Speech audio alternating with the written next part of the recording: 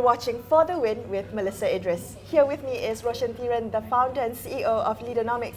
Now, Roshan, for those who are not familiar with the organization, can you tell us a little bit about Leaderonomics? Sure. So Leaderonomics is essentially a social enterprise, and we started really to help young people become better leaders. So we think that if you take a person and make them a better leader, the community they serve, or the organization they serve, or the school they serve, wherever they serve, right, becomes better.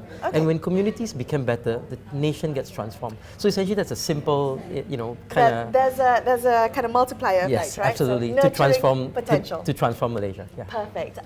So what we're going to be talking about today, Roshan, is the age-old question of whether, for leaders, it's better to be loved or whether it's better to be feared. That's really a delicate balance in it. Before we delve into that question, I'd like to play a quick clip. Here we go.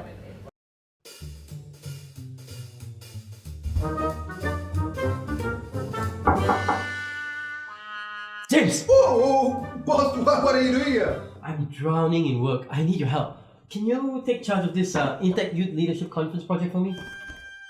Sure, no problem. Thank you so much. Thank you, James. Boss, how?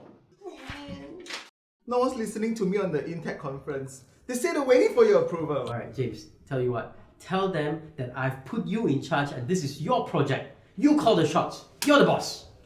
I'm the boss? You're the boss. I'm the boss!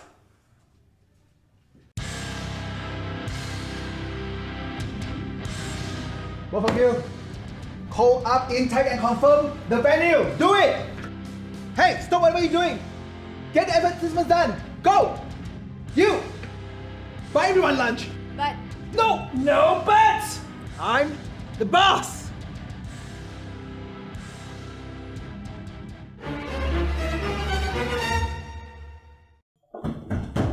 Boss, I did what you told me.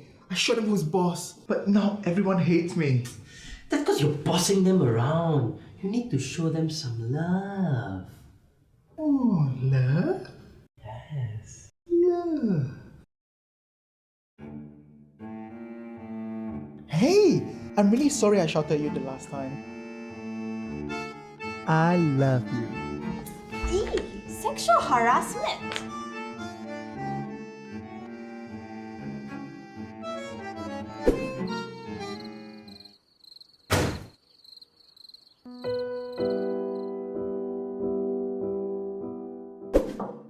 Yeah, James. Boss, I did what you said. I showed them love. But now everyone thinks I'm creepy. Oh, James, you need to be tough and loving at the same time. Show them you're the boss, but also show them that you care and love for them as well. Mike! Where are the advertisements for the Intech conference? Where? It's okay. Don't worry. Love you. James, can I speak to you for a second? Yeah.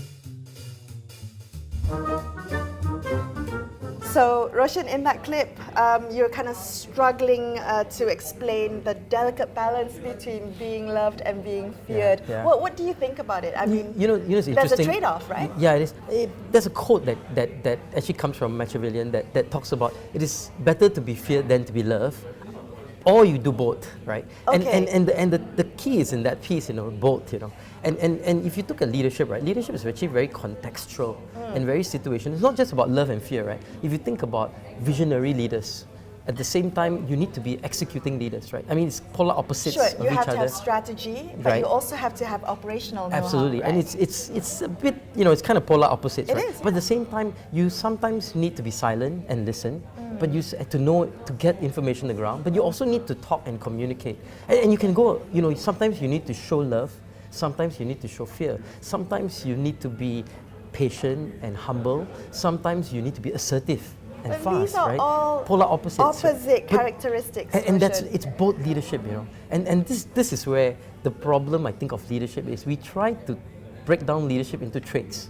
Visionary, innovation, little traits. But the reality is, even if I know how to talk very well, right? there is a time that I need to know when to stop talking and start listening. Right. But the trick in leadership is not so much having the ability to talk, but knowing when to talk and when not to talk. Okay. I give you an example. Many years ago, I was interviewing Jack Welch, the famous CEO of GE. GE? And you know, he was jokingly saying, you know what leadership really is? It's about hugging and hurting. So I said, Hugging and hurting? Hugging and hurting. So I said, wow. Jack, explain this, right? So I said, okay, here's what it is, right? You've got to beat up a person, push them really hard until they're about to crack. And when they're about to crack, you hug them. And then you push them again. So then I asked, wait, that begs the question, right? When is the right time to hug? How do you know? What if the guy, cracks and leaves, right? He said, I know, and it's the same when I ask, different leaders, right? They all seem to know when to do the right thing at the right moment, at the right place. And it's not about the ability to do it. It's about knowing when to do it. And that's the big crux of leadership. Okay, so that balance is really crucial, knowing who can take how much, right? And when to switch. Because I'm thinking about, the idea of tough love. So, as you said, hugging and hurting, right? Do you think tough love works for everyone? It's knowing what kind of personalities respond to tough love leadership. Yeah, and it's very situational. No? So if you look at the organization, right, and the early phases of an organization, there is always need to push, to be assertive, to get things done. Right? When you're a startup, you just want to get things done. You want to find a product market fit. You want to build market share. But at some point in time, you start to leverage the whole community of people that's working for you, right? And it's a different sort of leadership requirement. Okay. You need to, get collaborative spirit working there. You need to get a very different organization. The culture has to change. And many organizations struggle with this. Many leaders, when they start up, they're very assertive and it's all about me and getting things done. Decision making, yes. Right. Okay. But at some point in time, you cannot scale if it's just about you. It has to be about the team. It has to be much broader than you. And that's where it's not about being tough. It's about enabling others to be able to execute what you can do. Right. And that's why it's very situational and it's very contextual. I mean, I call it extreme leadership, right? Extreme leadership. You need to be able to swing from many extremes. And in the same moment, right? I'll give you a good example. In '97, I was working at NBC and Mother Teresa passed away. So I was doing her obituary and I was reading a story, and Mother Teresa every day she went out to get free food. And one day when she went out to get free food, a guy was so angry that he was asking for free food, he slapped her. This baker. He slapped Mother Teresa? He slapped Mother Teresa. Why you ask me for free food? Now, most times when I ask people this, they say, I'll slap that guy back, or I'll cry, or I'll walk away. But you know what she did? She put her hand there and said, sir, thank you for that slap. No, you better give me my free food. So she was humble, and then she was active, and he slapped her again. This happened for 3 times, until finally, the guy got so fed up and said, woman, take this food, get out of here. I don't want to see you anymore. She got her food, right? And how does Mother Teresa know when to be humble and assertive, both in the same time, right? Now that's an ability that great leaders have, right? They are able to understand the context and understand the situation and act accordingly. Okay, we're going to come back and talk more about extreme leadership with Roshan Thiran of Leaderonomics right here on For the Win with Melisa Idris.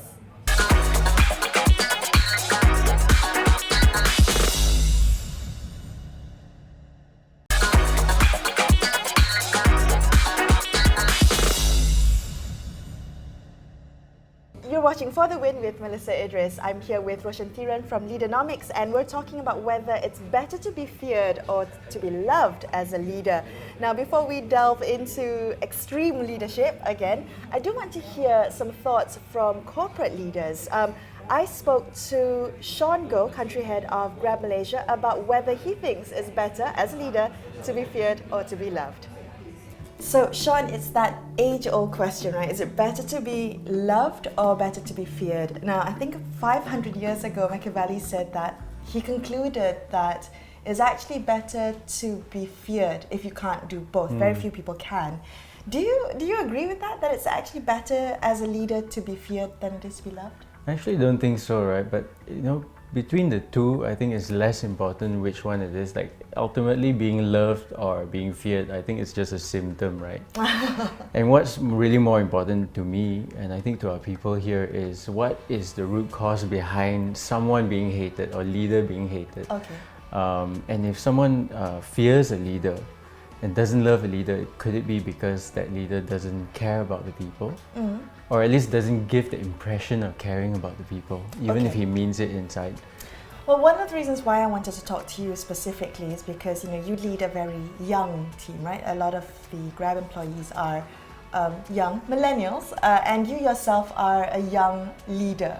So how do you balance that, needing to be feared and respected and have a certain authority versus, say, being the buddy boss, being their friend? So having an emotional connection, which is great for getting, people motivated and influencing your employees.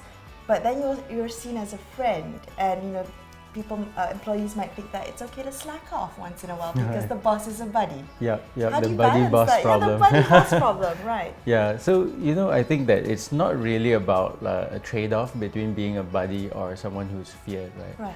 I think being a buddy or being seen as a buddy to millennials or to people who work in your colleagues, it's actually a really positive thing, because typically when people think of their buddies, what do they think about? I can trust this person, I can open up to them, I can tell them what I truly think. And whether you're a colleague, a peer or a boss, it really doesn't matter. I think that it's very important to have that open culture and for everyone to see each other in a sense as buddies, right, so that they can be open. But at the same time, being open doesn't mean that you then take things for granted and you can slack off, right? Right. I think it really comes down to the motivation of the people. So I think it starts from hiring, right? If you hire people who are motivated and share the same general vision as yourself, as the business, I think the question of the person not fearing you and not being aligned with doing what you want them to do is no longer a problem. So you're saying that the motivation is important, having a certain kind of influence as a leader is important because you want them to be on your side, championing the same causes. But surely, Sean, I mean, there must have been, in your experience, cases where you've had to implement unpopular decisions. And no matter how much influence you have or any kind of emotional connection you have with employees, at the end of the day, that boils down to authority, right? It's not a democracy, you have to get it done. Has that ever happened to you? Actually, I don't think that it comes down to authority. So, like if you think about, I try to unpack unpopular decisions, right? They could either be unpopular because they were bad decisions and hopefully they shouldn't be made, right? Or they could be unpopular because it's actually a very difficult decision to understand. Okay. And so imagine it's the latter. You have two choices. You can say, you know what, by virtue of my authority, just do it. Of course it works, things get done. But in the long term, what happens to the psychology of the people that are working with you, right? They might end up thinking, this person doesn't get it, this person doesn't care as much for the community that I'm serving as I do. Right. So, for example, imagine there was a decision that was unpopular because it's not seen as positive for the community. So in our business, it's really the community of drivers and passengers. Imagine our people actually said, I don't think that's a good decision because the drivers don't want it. If we just go by authority, we're showing that we don't care about our drivers to our own people. I think the preferred method in a millennial setting, but really it's not just about millennials, right? I think any workplace should be the same. Is actually to convince and to share very clearly why a decision is seen as good. Okay, so you're saying that it boils down to communication. So if a decision is seen to be unpopular, it's because people don't understand why it's being made. So how do you make sure that you're communicating to employees? So when it comes to communication, I think it's very important to be clear, even if it's a difficult topic, to be clear on exactly why something's being done. I think as a leader, if you can't actually communicate it very clearly, then you have to question yourself, maybe it is a bad decision after all. So when it comes to communications, the tone and the style of communication actually matters. I'll give you an example. We have in our business a problem, or we had in the past a problem of cherry picking. So drivers tend to want to choose which jobs they do, and it frustrates our passengers because our passengers have to wait longer for a driver to accept their job. And we, rather than say, look, we're going to clamp down on cherry picking so that we serve our passengers better, we ask the question of why would a driver want to cherry pick? It's because, and we found out it's because they really wanted shorter jobs. They didn't want to drive as far away to pick up their passengers. So we said, you know what, if we were to have a feature, we implement a feature called auto accept where drivers no longer get to choose. If nobody chooses, then everybody gets a shorter job. So really narrating that end goal and linking it back to the root cause of why drivers shouldn't be choosing. Okay, so you're communicating the reasons why you're making decisions with the rationale behind it. And the idea is to influence people to kind of get on board with this decision. All right. And the focus is really on the why rather than the what we're doing or how we're doing it. And how do you deal with pushback, if you have any? Yeah, so quite often, I think in a healthy organization, you do see differing points of view, and that's healthy. But when somebody comes up and says, I think we should do this, or we should do it this way, we typically try to steer the conversation. And this is not just myself, right? We expect this leadership throughout the organization. Okay. We try to steer the conversation towards the why, right? We ask like, why do you think this is the case? And what makes debates like that challenging is that typically people do have a reason. You know, people have a differing point of view because they're actually anchoring on a different reason. And I think the issue is people don't see the full picture sometimes. So Sean, what's your leadership style? Would you say that, you know, it is really, as you came back to the, you know, using the term the buddy boss, do you think that the authoritarian style of leadership, does that fit in with your style at all? Actually, I don't think so. No? Okay. But maybe a distinction to make is that there is a difference between a leadership style and leadership qualities. Okay. So to us at Grab and to myself, leadership qualities really is something that you actually find in a person or you groom in a person, and it cannot be faked. So if you carry a style and people don't really believe it, then it's not gonna fly.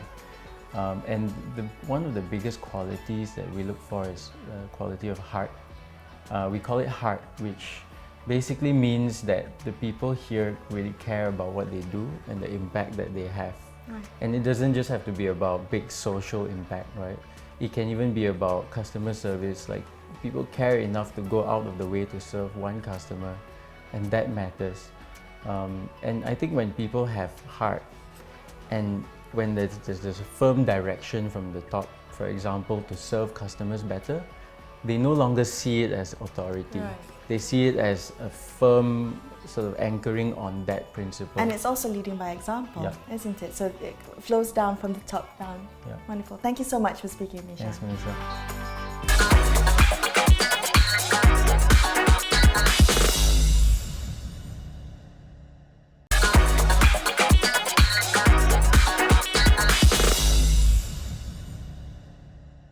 So that was my conversation with Sean Goh, the country head of Grab Malaysia. Roshan, what did you think about that problem that Sean brought up, the buddy boss problem? Yeah. So when your boss is also your friend, and that's the problem when you have too much of you're too loved as opposed to being feared. Yeah, and I think a lot of leaders want to be loved. Yeah. I mean, we want people to like us, right? Yeah. But sometimes there are hard decisions to be made, right. And sometimes decisions involve the performance of a buddy. You know, how do I give proper feedback to that person to say that person has gone wrong, or that person needs to improve and change? And that's where it's tough, you know, to draw the distinction. You're my friend, why are you doing this to? Friends don't do this, right? Right. But real friends give feedback, real friends. So it's conversation, you know. It's being able, again, going back to this extreme, right? Being able to have a dialogue, a real dialogue. Dialogue is a two-way conversation. Right, it's communication, isn't it? Right, but also being able to say, I need to give you feedback, and this is good for you, it'll help you. And being able to be, you know, you can call it tough love, right? Right. But it's really about, sometimes we love someone so we don't share with them, but that's not true. Because you love them, you want them to grow. So love is actually pretty powerful.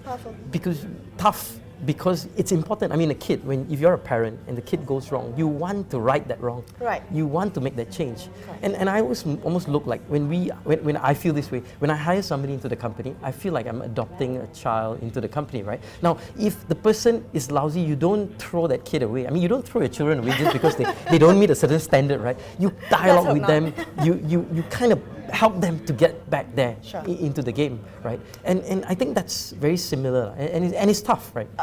I'm also wondering, you know, and this is something I touched on with Sean a little bit earlier, whether it's a generational thing.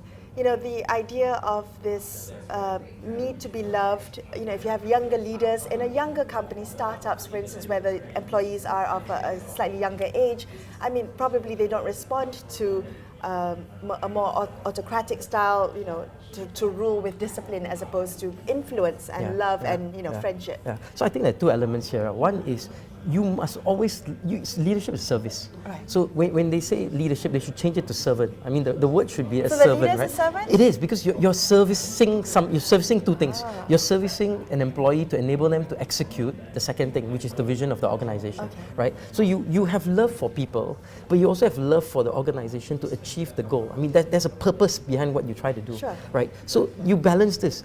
If you love that person, you want that person to grow, you want that person to be able to execute. Now, if the person falls short of performance, it's not loving that person when you let the person get away. Because just like a kid, if you don't discipline the kid, ultimately the kid goes the wrong way, and ultimately you lose the child, right? So you want to help them to get, because the second purpose, which is more overriding, which is the vision of the organization. Right. I want to help to execute that. So you have to be working together for a common cause. But love is important, because if you don't love that person, it becomes an asset or a thing.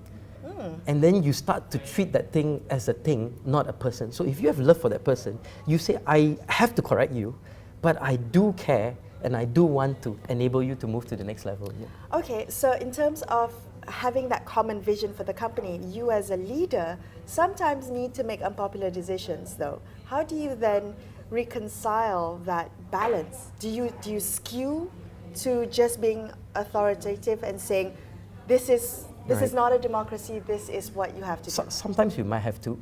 But I think ultimately you are seeing things that the others don't see. This is really the issue. The issue as a leader, you see things, you're connecting dots. The employees sometimes may not. At some point, and so it's very hard for them, because people don't like change, right? So initially you say, look, we are going to do this. Like, for example, I changed our business model, everybody's doing it, everybody hated it, right? But at some point in time, they start to realize, hey, this was the right thing to do. Wow, we're way ahead of the other guys because of this. Now that gap of understanding starts to come closer and closer as time moves on. So sometimes you just have to suck it up and take it. Tough it out. What about communication? Is there a way for you to communicate that? You need to, and that's why communication is so critical, right? Clarity, right? How do you help your employees see this? But even if you do, sometimes they don't. Remember, we all come from different lenses. We were born in different places, we grew up in different ways. So the way we look at life is in different lenses. So you see certain things. What Steve Jobs saw, nobody else could see until much later, right? But ultimately when they saw, they were very excited by that vision, and everybody drove together. But it happens all the time. I mean, a lot of great leaders see things that others can't, right? But that gap closes it. But you need to, if you can, communicate. To close that gap. Right. And I think that's the big issue. All right, well, hopefully you got some takeaways from my conversation with Roshan Thiran of Leaderonomics. Now, we're going to give, Roshan, you have 10 takeaways that you want to give us, right? That's right. So to answer the question of whether it's better to be loved or to be feared, here are Roshan's top 10 takeaways.